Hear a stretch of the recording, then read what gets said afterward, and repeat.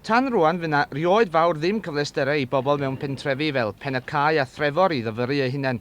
A hyd yn oed y neuadd fawr y stiwt yn Rhos Llanerchrugog, weles i rioed fawr mwy na ychydig o fyrddau biliards digon llychlyd.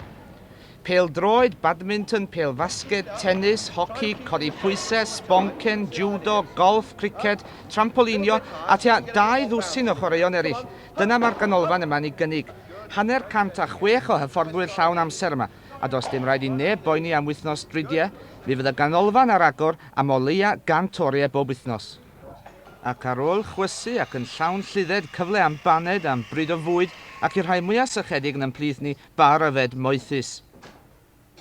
Y gos dros 500,000 o bunnau, breuddwyd un dyn, Clerc Cyngor Bwrdeistref Wrecsam, Mr Trevor Williams.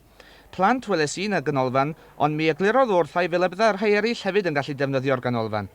Digon o gyfle achos fydd plant bach efo'i mamau yn dod.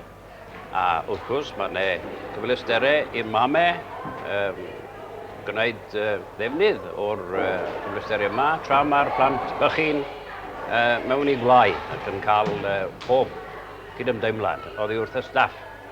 Hefyd, bydd yna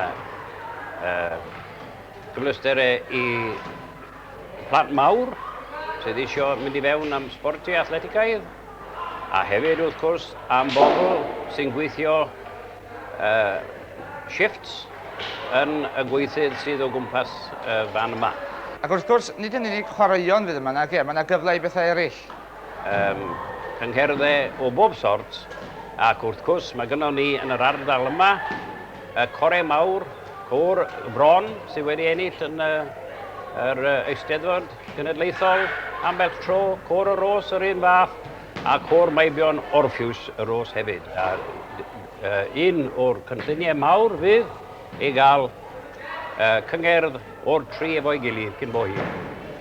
Cynllun arall sydd wedi drefnu gan y cyngor ac eisoes fe gafwyd cymorthdal gan y swyddfa Gymreig tuag at hynny ydy ychwanegu pwll nofio drws nesaf i'r ganolfan.